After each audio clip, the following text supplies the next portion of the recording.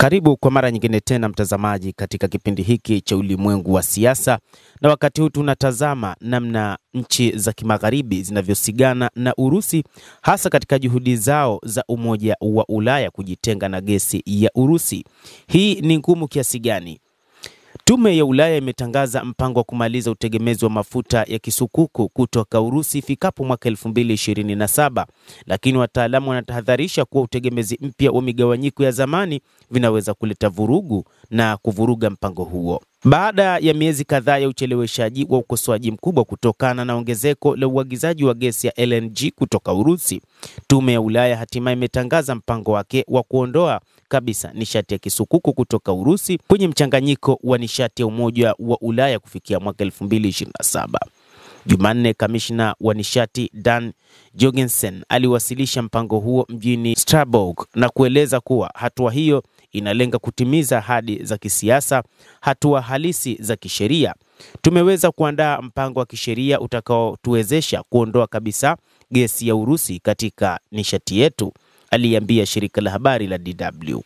Mpango huo una awamu mbili. Kwanza, kuipiga marufuku mikataba mipya ya gesi ya Urusi kufika mwishoni mwa mwaka 2025, na pili, kusitisha kabisa uagizaji wowote uliosalia kufikia mwaka 2027. Hata hivyo, kwa kuwa bado Urusi inasambaza kiasi kikubwa cha mafuta ya kisukuku, wataalamu wanabaki kuwa na mashaka. Ikumbukwe mataifa haya ya Umoja wa Ulaya yalitaka kuweka vikwazo dhidi ya mafuta pamoja na gesi ya Urusi, na hata wakafikia hatua kuharibu bomba la mafuta la Nord Stream, lakini hili lilishindikana kutokana na jinsi hali ilivyokuwepo. LNG kutoka Urusi itaendelea kupanda. Ingawa kwa ujumla uagizaji wa nishati ya kisukuku kutoka Urusi imepungua tangu uvamizi huko nchini Ukraine mwaka 2022, uagizaji wa LNG kutoka Urusi uliongezeka kwa 18% mwaka 2024. Umoja wa Ulaya umetumia euro bilioni 23 kwa nishati hiyo mwaka huo, kiasi kinachochangia moja kwa moja bajeti ya vita vya Ukraine. Wachambuzi wa mambo wanautazama mpango huo kama jaribio la kurejesha kasi ya kisiasa ya kujitegemea katika nishati, ingawa changamoto zimekuwepo tangu mwanzo. Wachambuzi wanasema bado gesi ya Urusi ilichangia 17.5 hadi 19 ya uagizaji wote wa gesi barani Ulaya kwa mwaka 2024. LNG kutoka Urusi haijajumuisha kwenye vikwazo rasmi vya Umoja wa Ulaya. Machi mwaka 2025, EU ilipiga marufuku usafirishaji wa LNG ya Urusi kupitia bandari zake kwenda nchi zisizo wanachama wa EU, lakini si kwa matumizi ya ndani.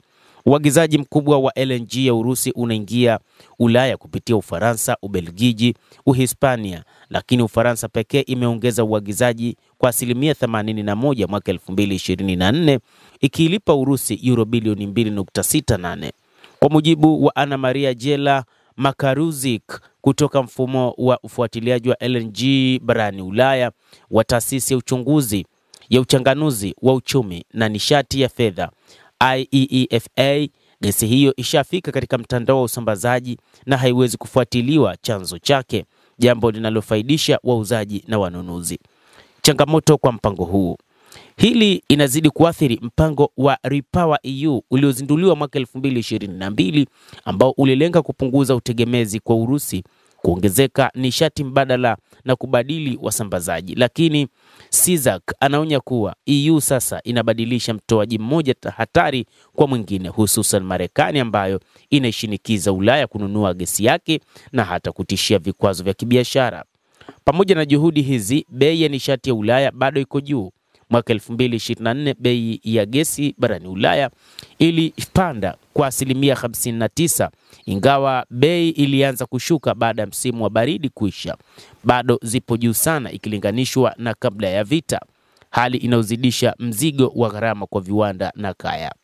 Hata hivyo, wanapendekeza kwamba badala ya kutegemea waagizaji wapya, EU ipunguze kabisa matumizi ya gesi, hasa kwa kaya za kawaida, wanasema wachambuzi wa mambo huko Ulaya. Mpango wa tume ya sasa unaelekezwa kwa nchi wanachama wa EU, ambapo kupitishwa kwake kuna hitaji wingi maalum wa kura, lakini upinzani kutoka kwa mataifa kama vile Hungary, Slovakia, Austria zinazotegemea sana gesi ya Urusi unaweza kukwamisha hatua hizo. Zaidi ya hayo, kuna hofu kuwa mazungumzo ya siri ya amani ya Ukraine yanayowezeshwa na Marekani yanaweza kuhusisha kupunguzwa kwa vikwazo dhidi ya Urusi, jambo linaloweza kudhoofisha msimamo wa EU. Kwa sababu hiyo, Jill Markowicz anasisitiza mshikamano ni kwa kusimama pamoja tu ndipo EU itaweza kuimarisha usambazaji salama wa nishati ya Ulaya. Mtazamaji, endelea kuwa nasi na usisahau kulike, kucomment na kusubscribe channel hii. Naitwa Adam Hussein.